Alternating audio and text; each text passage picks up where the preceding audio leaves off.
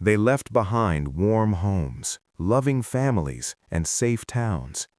32 men walked into the American wilderness chasing gold, but not a single one returned the same. Some vanished without a trace. Some were found broken, frozen, or silent forever. No maps explained what happened. No witnesses survived to tell the whole truth. And soon, whispers spread across the West that this expedition did not fail by chance.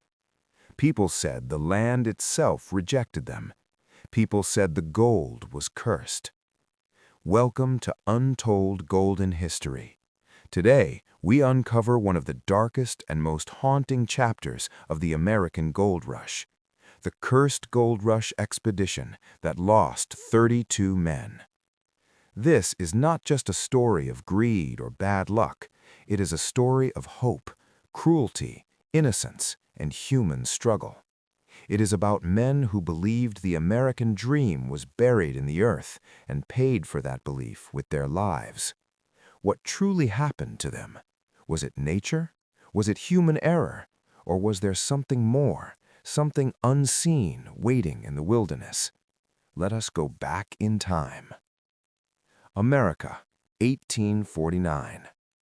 The year 1849 changed America forever. Gold had been discovered in California, and the news spread like wildfire. Newspapers screamed headlines of instant wealth. Rumors promised rivers glittering with gold dust. Men quit jobs. Fathers left families. Teenagers lied about their age. Entire towns emptied overnight. This was the gold rush, not just a hunt for metal, but a desperate chase for hope. Among the thousands who answered the call was a small, determined group of 32 men. They came from different states: Missouri, Illinois, Ohio, Kentucky. Some were farmers, some were blacksmiths, a few were former soldiers who believed hardship could not scare them. They formed an expedition with one goal: reach an unexplored gold-rich region faster than anyone else. They believed speed meant fortune. They were wrong. Who were these men? Historical fragments describe them as ambitious but underprepared. The youngest was only 17 years old. The oldest was nearly 50. Most had never traveled beyond their home state. They pooled their savings together. They bought wagons, rifles, tools, dried food, and maps copied from rumor, not fact. One journal mentions their leader, a charismatic man named Elias Whitmore. Whitmore was charismatic, persuasive, and reckless. He promised the men a shortcut through dangerous territory, a route others feared to take. This way, he reportedly said, we beat the crowds and strike gold first. The promise blinded them. The shortcut no one trusted. Most gold rush travelers followed known trails. They were long, slow, but safer.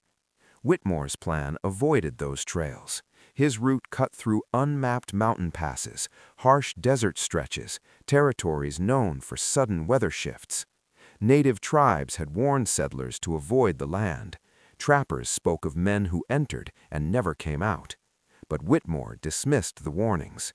Fear, he said, is what keeps poor men poor. Those words would echo in history. Early signs of trouble. For the first few weeks, the expedition moved quickly. Morale was high. Men laughed around campfires. They spoke of the homes they would build, the farms they would buy, the families they would save from poverty. But then, small things began to go wrong. A wagon wheel snapped without warning. Supplies spoiled faster than expected. A compass needle spun wildly, refusing to settle. One man wrote in his diary, "It feels as though the land itself resists us." They ignored it, because turning back meant admitting failure. The land turns hostile. As weeks passed, the environment grew cruel. The sun burned hotter than expected. Water sources marked on maps were dry. Animals avoided the area entirely. Silence followed them. No birds, no insects, just wind and dust. At night, men reported strange sounds, footsteps where no one stood, voices carried by the wind calling names. Most blamed exhaustion, but fear had taken root. The first death. The first man died suddenly. His name was Thomas Reed. He collapsed while walking beside the wagon train. No warning, no cry. By the time others reached him, he was already gone. No visible injury, no sickness they could recognize. They buried him quickly, but something disturbed them deeply. The ground was unusually hard, as if refusing to open. That night, one man whispered what others feared to say. "This land doesn't want us here." Accidents that made no sense. After Reed's death, accidents multiplied. A rifle misfired and killed its owner. A man slipped near camp and broke his neck. Another walked away at night and was never seen again. There were no tracks, no signs of struggle. He simply vanished. Panic spread. Some demanded to turn back. Whitmore refused. "If we quit now," he said, "their deaths mean nothing." That decision sealed their fate. The word cursed is spoken. It began as a joke, then it became a whisper, then it became a belief. Men spoke of an old curse tied to the land and the gold beneath it. Stories passed down by native tribes of spirits guarding the earth from greed. One night, a storm struck without warning. Lightning split the sky, winds tore tents apart. In the chaos, 2 more men disappeared. By morning, only 27 remained. No one joked anymore. Guilt, fear, and fracture. Trust collapsed. Men accused Whitmore of lying. Others accused each other. Food rations shrank. Tempers flared. Sleep became impossible. Every shadow felt alive. One survivor's journal ends mid-sentence. "If anyone ever finds this, know that we should have listened." The rest of the page is blank. After weeks of suffering, they spotted something impossible. A narrow valley, green vegetation, flowing water. Hope returned. They believed salvation had arrived.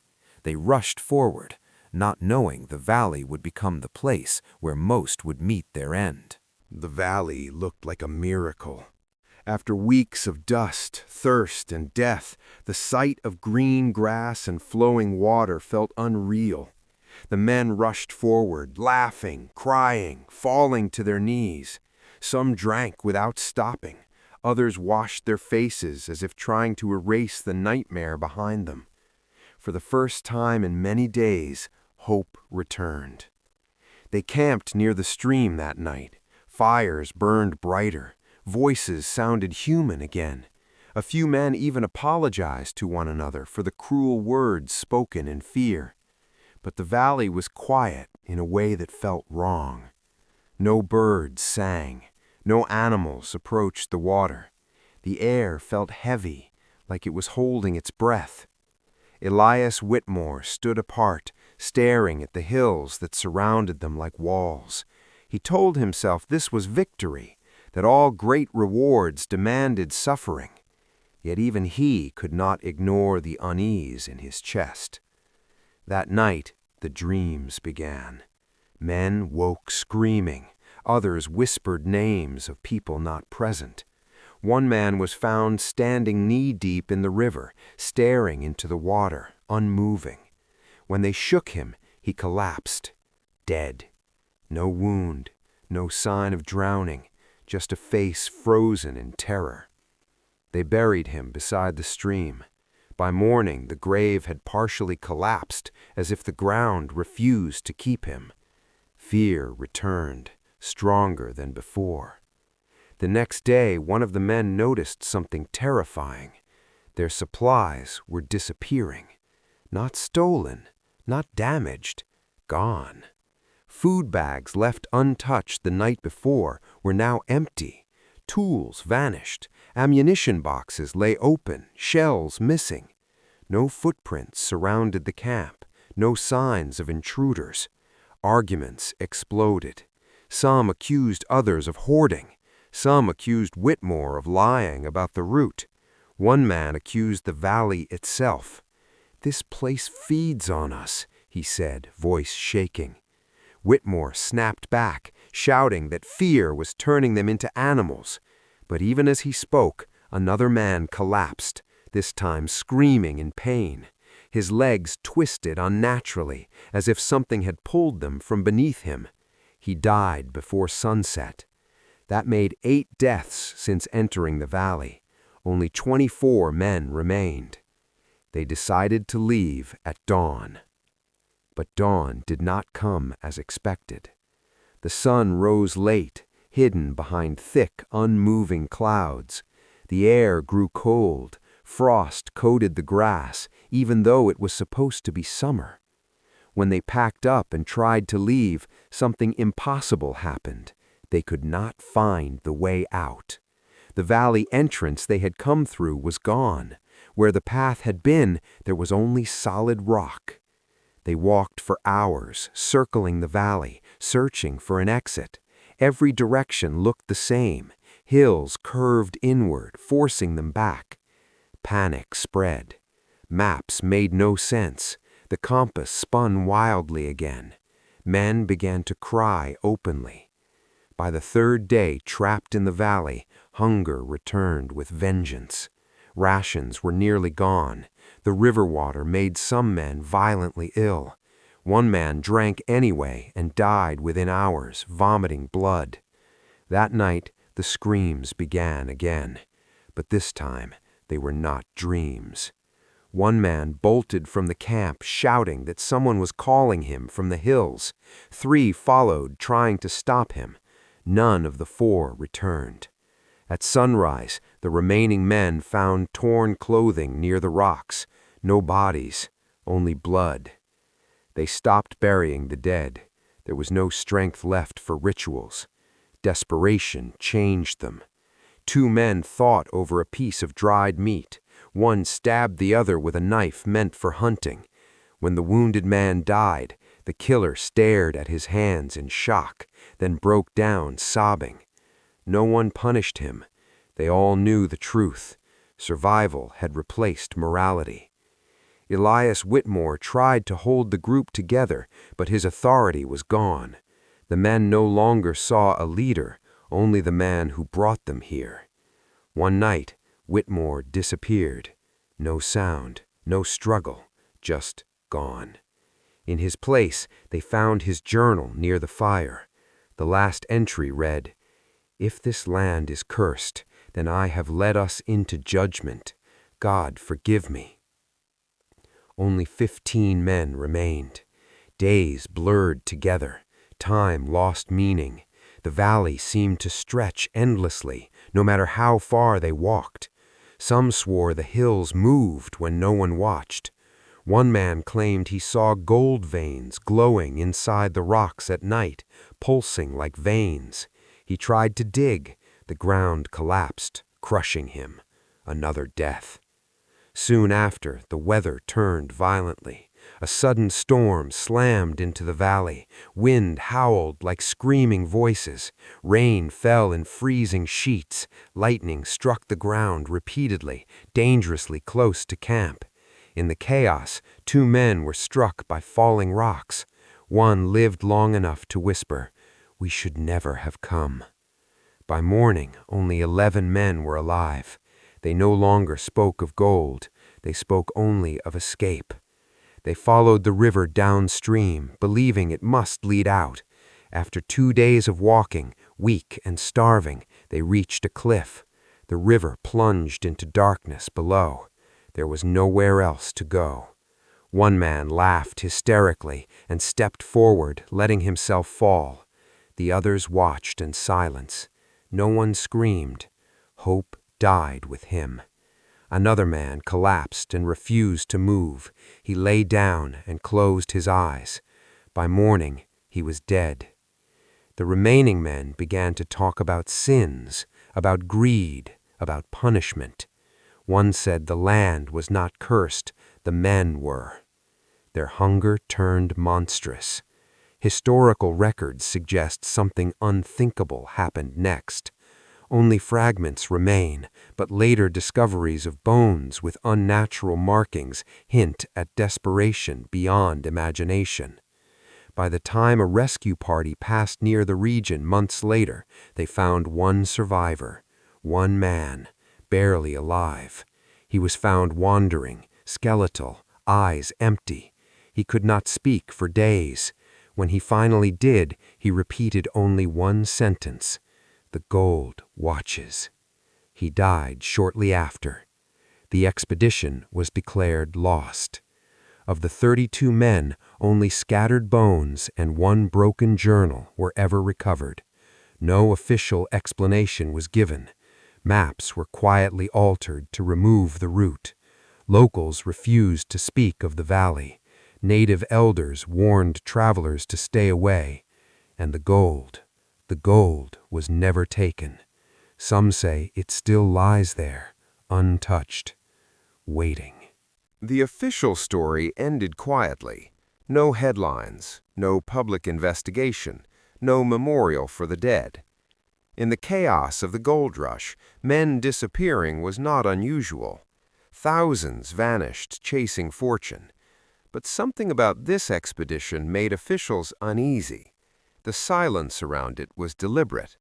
Months after the last man died, a small government-funded recovery team was sent, not to rescue, but to confirm. They never reached the valley. Their report stated that the terrain was unnavigable, the weather unnaturally hostile, and local guides unwilling to proceed under any condition. One line in the report stood out: "The land appears to resist human passage."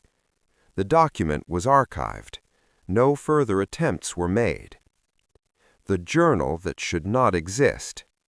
Years later, a prospector named Samuel Crawley claimed he found something near the edge of an unmarked canyon, a leather-bound journal, half-rotted, wedged between rocks. The handwriting matched Elias Whitmore's. Most pages were damaged, but some survived. The tone changed as the entries progressed. Early entries spoke of confidence and destiny. Later entries became fearful, fragmented. One passage read, "We are not alone here. Something watches from the hills. It does not attack, it waits." Another entry suggested guilt. "We took without asking. We crossed where we were warned not to. Perhaps this is not punishment, but balance." The final legible sentence, "Gold is not meant to be owned." Crawley tried to sell the journal. No one wanted it. Within a year, Crawley himself disappeared while prospecting alone. The journal vanished with him. Whispers of survivors. Despite official records claiming total loss, rumors persisted. Stories spread through frontier towns of men who escaped but never truly returned. One bartender in Nevada told of a silent stranger who drank alone, hands shaking, staring at nothing. He paid with gold dust, pure, unusually bright. The man stayed 3 nights. On the 4th morning, he was gone. The gold dust remained. When examined, it was real, but mixed with strange black veins, unlike any known deposit. People who touched it reported nightmares. The dust was buried. Native warnings revisited. As settlers pushed westward, some began listening to the warnings they once ignored. Local native tribes spoke carefully, never directly naming the valley. They described it as a place where the earth remembers. According to their oral history, the land was never cursed, but guarded. They believed the ground absorbed intention. Those who entered with respect passed through safely. Those who entered with greed did not. One elder reportedly said, "The land does not kill, it reflects." These words were dismissed as superstition, yet no tribe ever mined that region, not even during famine. A pattern emerges. Historians later noticed something unsettling. Other expeditions that attempted shortcuts through similar unmapped territories suffered unusually high casualty rates. Men vanished, supplies disappeared, weather behaved erratically. But none matched the scale of the 32-man expedition. It became the unspoken benchmark of failure. Maps from the late 1800s show an odd blank space where the valley should be, not labeled, not explored, just empty. The psychology of the curse. Modern researchers argue the curse may have been psychological.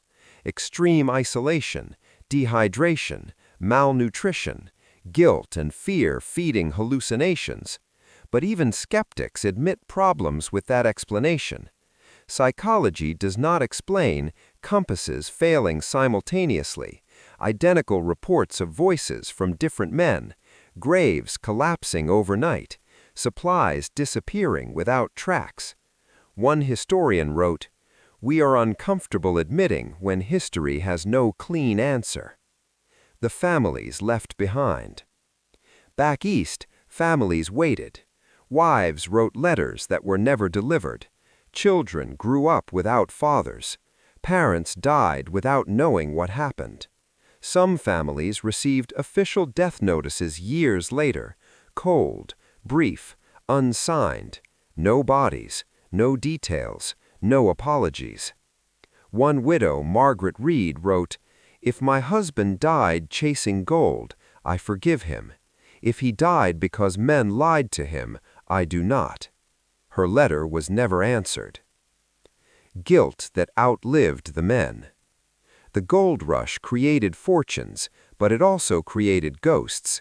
Men who returned rich often spoke of dreams where the dead stared silently at them. Some gave away their wealth. Some drank themselves into oblivion. Some left the West forever. They had learned something the lost expedition learned too late. Gold demands more than it gives. A final attempt. In 1897, nearly 50 years later, a privately funded expedition tried again. They believed science had replaced superstition. They never found the valley. Their leader later admitted, "It felt as if the land folded away from us." They turned back, this time by choice. The legacy of the 32. Today, the expedition is rarely mentioned in textbooks, but its shadow remains. It changed how maps were mapped. It strengthened warnings against reckless shortcuts. It reminded a nation that nature does not negotiate. The gold rush is remembered as a time of opportunity, but beneath that story lies another truth. Some dreams are too heavy to carry out of the wilderness, and some places remember those who tried. Time passed, but the land did not forget. Decades after the lost expedition, the American West continued to grow. Railroads cut through mountains, towns rose where camps once stood. Gold rush stories turned into legends told by firesides and saloons.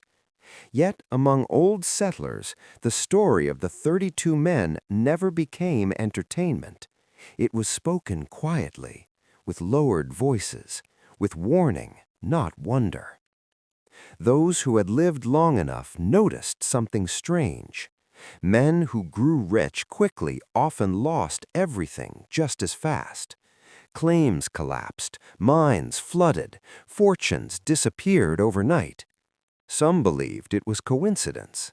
Others believed karma had a long memory. A man who could not forget. In the early 1900s, a retired surveyor named Henry Caldwell published a short memoir. Buried inside was a single chapter titled The Blank Valley. Caldwell claimed he had once met a dying man during his youth, a man matching the description of the expedition's final survivor. The man had been found years after the disaster, living alone in a shack far from civilization. Caldwell wrote, "He did not speak like a madman. He spoke like someone who had seen truth and could not escape it." The man told him fragments, not of monsters, not of spirits, but of realization. He said the men stopped seeing each other as people, Caldwell wrote. They became obstacles between themselves and gold. According to the survivor, the true horror was not the land, it was what the land revealed. The moment everything changed. The survivor described one night, the night everything broke. Only a handful of men remained, starving, broken, weak. They sat around a dying fire, surrounded by gold-bearing rocks they were too weak to mine. One man laughed suddenly, not from joy, from understanding. He said, "We found it, and it found us." That night, the men finally admitted the truth. They had chosen greed over reason, speed over safety, pride over warning. The realization came too late. One by one, they stopped fighting. Not violently, quietly. Some lay down and never stood again. Others wandered off, not in madness, but in surrender. The survivor said, "The valley did not kill us. We arrived already broken." Why no rescue came? People often asked why no large rescue effort was made. The answer lies in timing. The gold rush did not pause for tragedy. Disappearing expeditions were common. Government resources were stretched thin. And there was another reason: fear. Local guides refused to return. Trappers avoided the area entirely. Native elders warned settlers not to disturb what had already balanced itself. Officials chose silence over panic. Sometimes history is shaped by what is not said. The weight on the families. Years passed, but grief did not fade. Children of the lost men grew up hearing rumors instead of truth. Some believed their fathers were cowards. Others believed they were heroes. None knew the full story. One son, James Whitmore, the leader's child, spent his life trying to restore his father's name. He became a historian, gathering documents, letters, and fragments. Near the end of his life, he wrote, "My father was not evil, he was human, and that may be the cruelest truth of all." James never published his work. He feared it would destroy more than it healed. The gold that stayed buried. Despite advances in mining technology, no serious attempt was ever made to recover the valley's gold, not officially. Satellite surveys later showed unusual mineral density in the region, enough to make companies wealthy beyond imagination. But permits were denied. Environmental concerns were cited. Access remained restricted. Some believe officials feared repeating history. Others believed they feared repeating history, because not all prices are paid in money. What the curse really was. Modern historians increasingly agree on one thing: the curse was not supernatural, it was human. Greed amplifies fear. Fear destroys trust, and isolation strips away morality. In the valley, there were no laws, no witnesses, no consequences, except survival. And survival revealed who the men really were. That truth was unbearable. A lesson written in silence. The story of the 32 men teaches no simple moral. They were not villains. They were not fools. They were ordinary people chasing an extraordinary promise. The American dream told them wealth was waiting, if only they were brave enough. No one warned them that bravery without humility becomes destruction. Echoes in the modern world. Even today, explorers speak of a strange feeling when passing near the region, a sense of unexplained heaviness, a sense of being watched, not with anger, but with memory. Hikers report equipment failures. Survey teams complain of disorientation. Most turn back early. No one laughs about it, because the past has a way of whispering to those who listen. The final truth.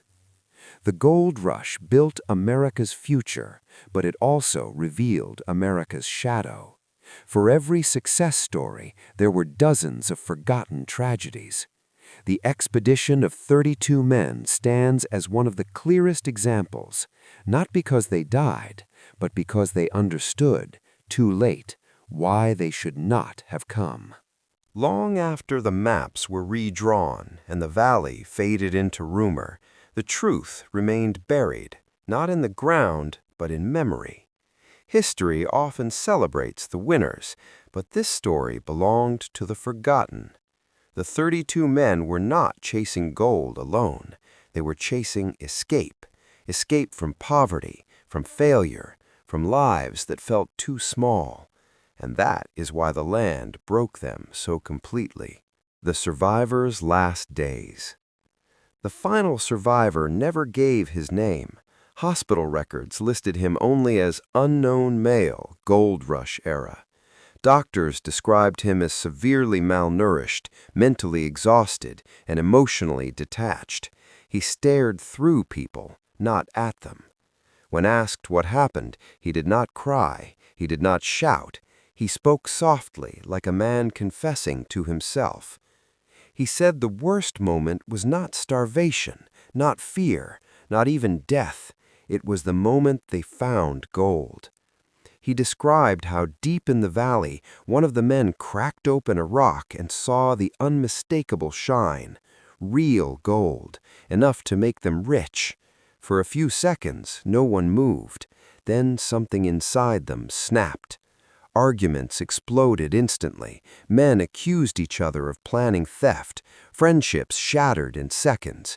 The survivor said, "That was when we stopped being men and became hunger."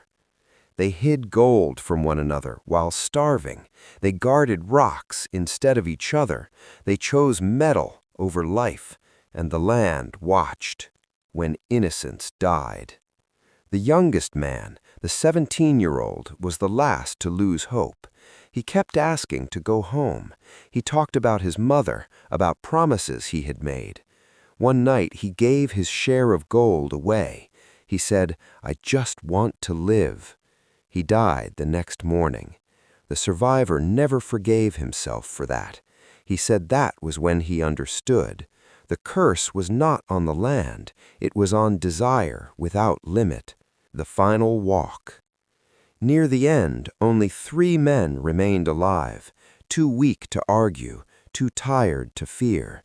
They sat together, surrounded by gold they could no longer carry. One man suggested leaving everything behind, walking until they died or escaped. Another laughed bitterly. "What's the point?" he asked. The third, silent for days, stood up and walked into the valley alone. He did not look back.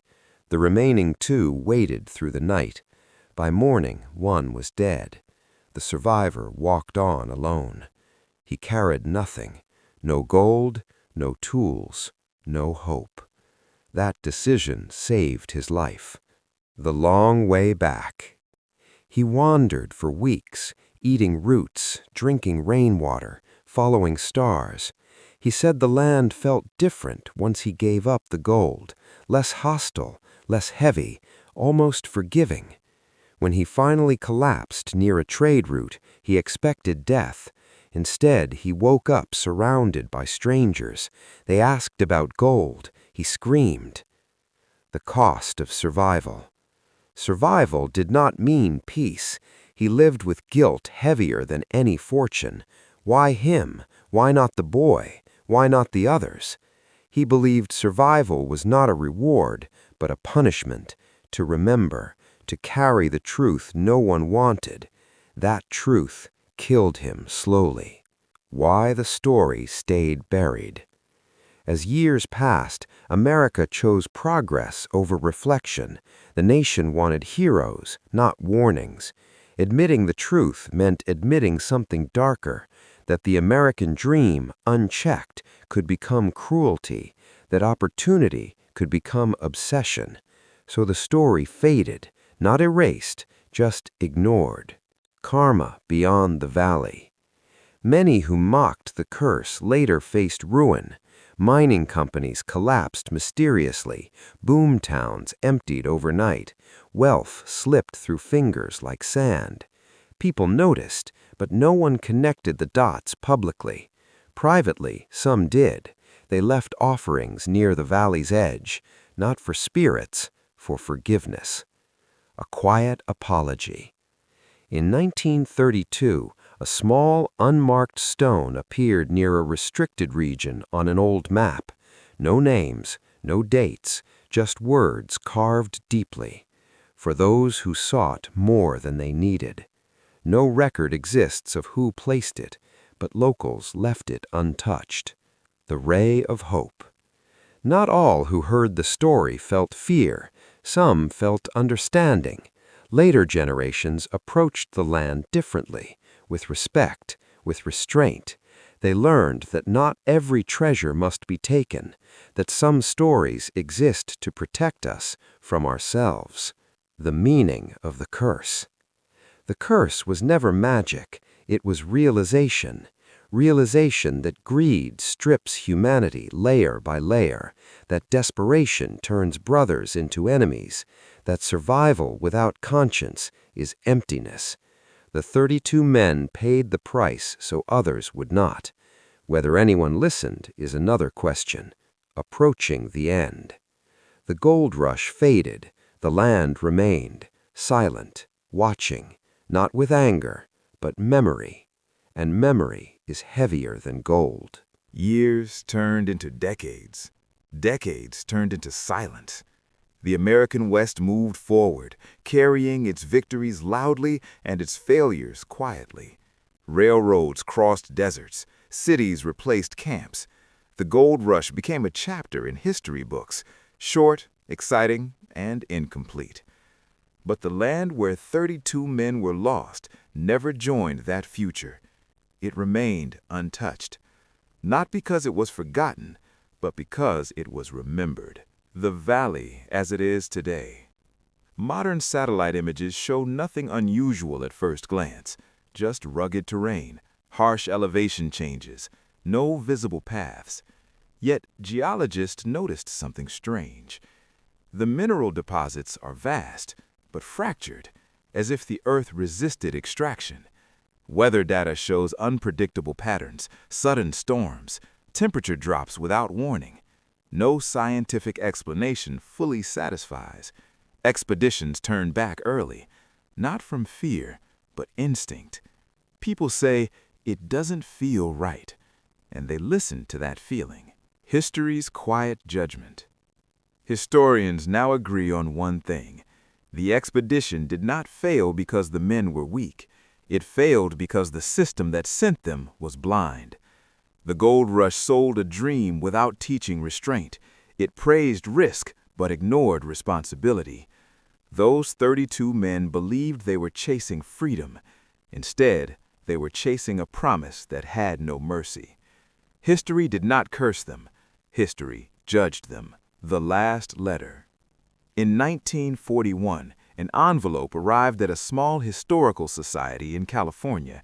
Inside was a single letter, unsigned. It claimed to be written by a grandson of one of the lost men.